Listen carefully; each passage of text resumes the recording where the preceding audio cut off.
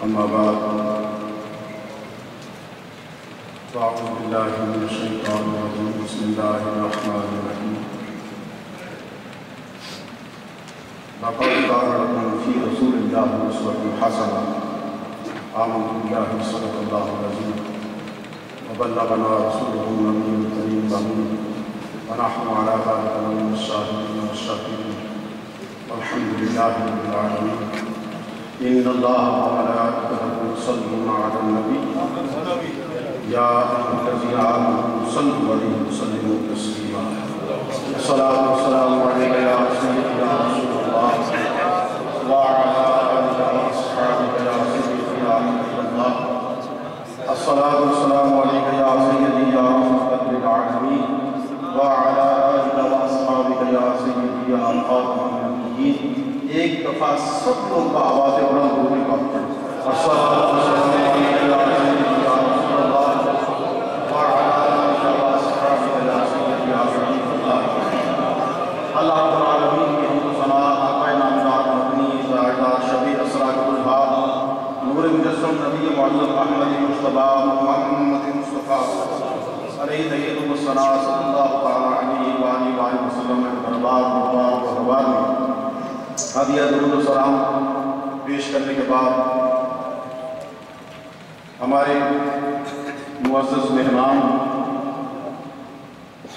اور اس محفل کے روح رواں اور مہمان خصوصی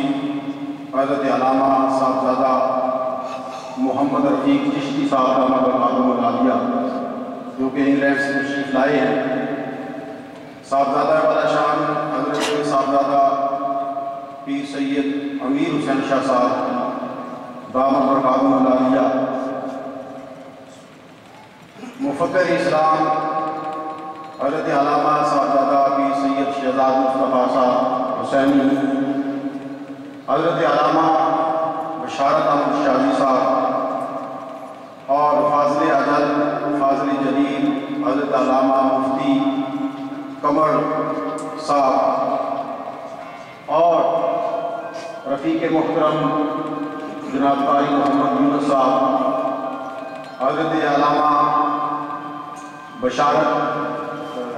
شہباز احمد چشتی صاحب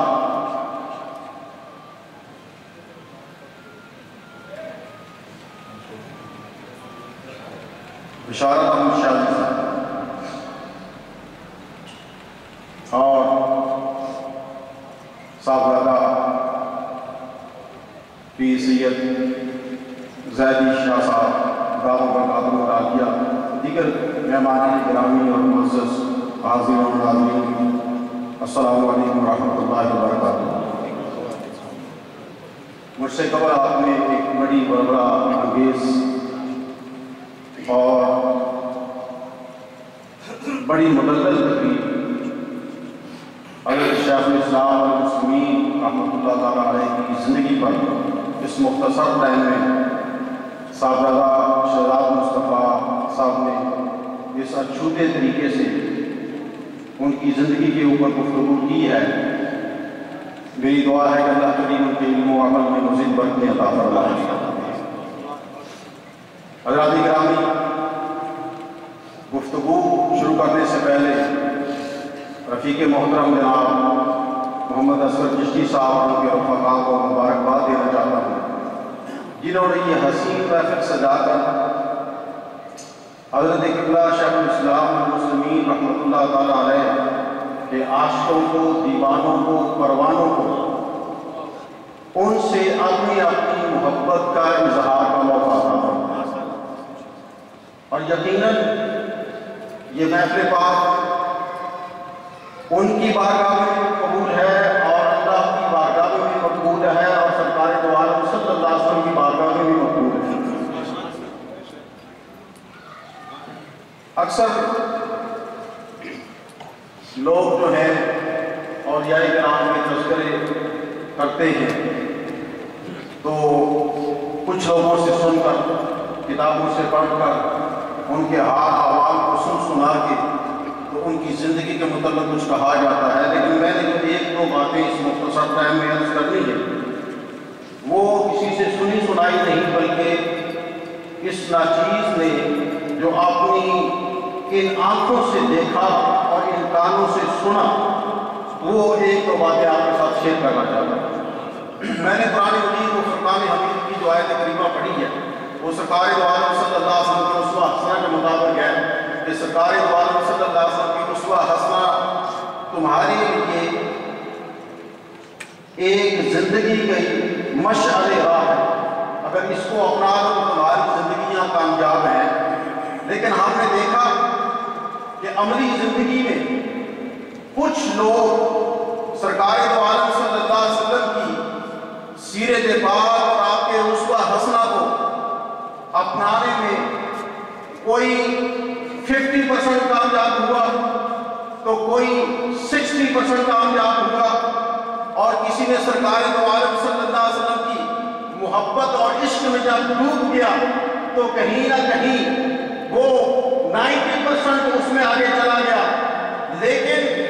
جن نگاہوں نے حضور شیخ الاسلام والمسلمین رحمت اللہ تعالی علیہ کے عملی زندگی کو دیکھا ہے، وہ یہ کہنے پر مجبور ہے کہ سرکار دو عالم صلی اللہ علیہ وسلم کی عشق اور محبت میں اگر کسی ہستی نے ڈوب کر اسوہ حسنہ پر مکمل عمل کیا ہے تو وہ تاجدار ولایت شیخ الاسلام والمسلمین حضرت خواجہ محمد قمرالدین صاحب شاذلی رحمۃ اللہ علیہ کی ذات ہے۔ اور ہم نے یہ اپنی آنکھوں سے دیکھا۔ میں جب اپنے معزز اور محترم لوگوں کا تذکرہ کر رہا تھا تو آپ یقین کریں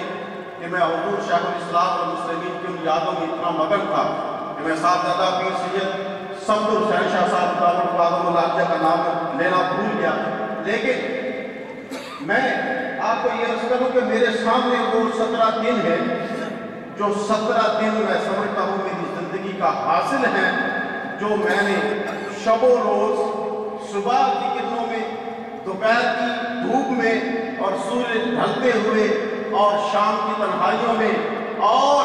رات کی تنہائیوں میں ان گناہگار آنکھوں نے حضور شیخ الاسلام والمسلمین کی زیارت کی۔ لیکن صرف دو بات، ایک مرشد کریم کا ادب کہنے کو لوگ بہت کہتے ہیں، زبان کلامی میں نے بہت جگہوں سے سنا،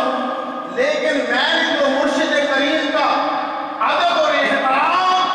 آستانہ عالیہ سیال شریف پر دیکھا ہے، اللہ کی عزت کی قسم وہ کہیں نظر نہیں آتا۔ میں نے دیکھا کہ حضرت خواجہ عبدالمطلب صاحب جو کہ کلیم شیخ تھے، سر سے ننگے تھے، اچانک سے تشریف آتے ہیں اور حضور شیخ الاسلام اور مسلمین ایک کمرے میں اپنے کسی ضروری کام سے مصروف ہیں، اس نے اچانک جا کر بتایا حضور دوسرا شریف سے فلاں صاحب دادا صاحب تشریف لائے ہیں اور آپ جنگ ہے، گورا حقیقت کلر ہے، بڑی حسین ہے، لمبا قد ہے، سر سے ننگی ہے، کلیم شیخ ہے، لیکن میں نے دیکھا اپنی آنکھوں سے حضرت شیخ الاسلام والمسلمین جب تشریف لائے تو حضور کے قدموں پر جا کے قدم رسی کی اور آپ نے اس طرح دونوں ہاتھ دے کر فرمایا بابا جی سانوں کو گنہگار نہ کریا، یعنی پیر خانے سے کیا فرما رہے ہیں کہ بابا جی سانوں کو گنہگار نہ کرے گا، لیکن یہ عمل ہے۔ آج کا عالم دین اگر 4 کتابیں پڑھ جائے اور ممبر پر بیٹھ کر اس کو کچھ بولنا آ جائے یا کسی کے بعد کوئی بھی ایسا علم یا ثروت یا دولت یا عزت یا وقار کچھ بھی آ جائے تو وہ اپنے ساتھ رہنے والے لوگوں سے اس طریقے سے بات نہیں کرتا، لیکن قربان جاؤں عظمت شیخ الاسلام والمسلمین پر کہ اس وقت نہ ہی ان کے پائے کا کوئی عالم تھا، نہ ہی ان کے پائے کا کوئی مفتی تھا اور نہ ہی ان کے پائے کا کوئی درویش اور فقیر تھا، لیکن آج بھی یہ ہے کہ مرشد کریم کے اس دربار سے اگر کوئی صاحبزادہ صاحب تشریف لے آئے تو سیدھے ان کے قدموں پر جا کے قدم بوسی کرتے ہیں۔ حضرات گرامی، دوسری بات میں نے خود یہ دیکھا اور سنا، ایک بندہ آیا، اس نے کہا حضور آپ نے مجھے گائے عطا فرمائی تھی اور اب میرے حالات تبدیل ہو گئے ہیں، میں گائے واپس کرنے آیا ہوں۔ آپ نے بڑے مسکرا کر فرمایا پیر سیال جو دے دے واپس کر نہیں دیا۔ تیرے حالات بدل کے دے تو کسی اور کو جا کے دے دے، کسی اور غریب مسکین کو دے دے، لیکن پیر سیال جو عطا کرتے وہ واپس نہیں ہے۔ رات کے اندھیرا ہے اور پچھلی رات ہے، اور یہ باتیں بڑی توجہ سے سنیے۔ ابھی صاحبزادہ شہزاد مصطفیٰ سرکار دو عالم صلی اللہ علیہ وسلم کی محبت، عشق جو حضرت شیخ الاسلام والمسلمین کے سینے میں سمایا ہوا سمندر تھا، میرے خیال میں اس کی کسی نے ذرہ بھر بھی یوں کہہ لیں کہ اندازہ نہیں کر سکا کہ اس سمندر کا ایک قطرہ جو ہے اس کو بھی نہیں دیکھ سکا۔ میں نے ان گنہگار آنکھوں سے دیکھا کہ آپ ایک پروگرام کا کہیں آپ تشریف لے گئے، لیکن رات کے 2 بجے کے بعد اچانک واپس تشریف آئے، اور جہاں آپ کی گاڑی کھڑی ہوتی تھی وہیں سے حویلی کا دروازہ تھا، اور اسی حویلی میں اس چیز کا کمرہ تھا۔ جو ہی دروازے پر دستک ہوئی تو مجھے یہ احساس حاصل ہوا، میں نے جا کے دروازہ کھولا، آپ کی تنگوشی کی، آپ اپنے کمرے میں آ کر تو نماز میں مشغول ہو گئے، آپ کی شاید نماز عشاء رہی تھی، یا آپ تہجد پڑھ رہے تھے یا نوافل پڑھ رہے تھے، مجھے نہیں۔ اللہ اکبر، ایک سید زادہ جس نے آپ کو کچھ سامان اٹھایا اور اٹھا کر رکھا، اور جو ہی وہ مڑ رہا تھا تو حضور شیخ الاسلام والمسلمین رحمۃ اللہ تعالیٰ علیہ کی نگاہ اس سید زادے پر پڑی۔ فرمایا گیا وہ بڑے ادب سے احترام سے کہ پتہ نہیں کیا مجھ سے غلطی ہو گئی ہے، بیٹھ گیا تو سامنے، اور آپ سے عرض کیا حضور کیا ہوتا ہے؟ آپ فرماتے ہیں کہ تجھے شاہ صاحب سید صاحب آپ کو یہ کس نے کہا کہ میرا سامان اٹھا کر یہاں رکھیں؟ تو انہوں نے ہاتھ باندھ کے عرض کیا حضور کسی نے نہیں، میں تو اپنی ایک عاجزی ایک خدمت پیش کر رہا تھا، مجھے کسی نے نہیں کہا۔ فرمایا آپ ایسا کریں یہاں بیٹھ جائیں، اور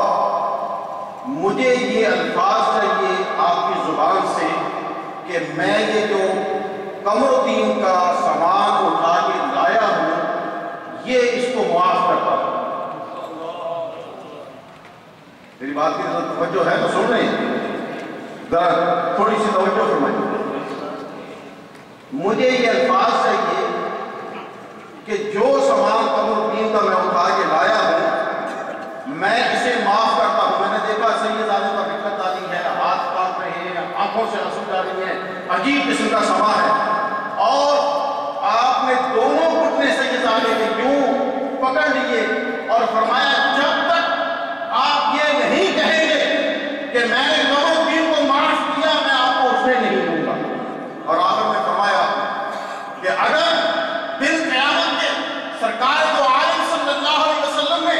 اس ناچیز کو پوچھ لیا کہ قمر الدین یہ میرا بیٹا تیرے پاس اس لیے آیا تھا کہ تو اپنا سامان اس سے اٹھواتا پھرے، تو میں کیا جواب دوں گا؟ اس لیے جب تک آپ مجھے معاف نہیں کریں گے میں آپ کو اٹھنے نہیں دوں گا۔ اور اللہ کی عزت و جلال کی قسم سید زادہ نے جب تک یہ نہیں کہا کہ حضور میں نے آپ کو معاف کیا، آپ نے سید زادے کو اٹھنے نہیں دیا۔ نعرہ تکبیر، نعرہ رسالت، نعرہ رسالت، نعرہ حیدری، نعرہ تحقیق، لاجپال لاجپال، لاجپال لاجپال، چونکہ ان کو یہ پتا تھا خواجہ صاحب کی جو روحانی دنیا ہے اس کو آپ بخوبی سمجھتے تھے، اور آپ کو پتا تھا کہ اعلیٰ حضرت اتنے سال اگر پہلے فرما گئے ہیں تو آج ہمیں عمل کر کے بتانا پڑے گا کہ تیری نسل پاک میں ہے بچہ بچہ نور کا، تو ہے عین نور، تیرا سب گھرانہ نور کا۔ اللہ رب العالمین مجھے اور آپ کو حضور شیخ الاسلام والمسلمین کا فیض عطا فرمائے، اور ان کی بارگاہ سے اپنے خالی دامن جو ہے بھرنے کی اور اپنے سینوں کو مربع کرنے کی توفیق عطا فرمائے۔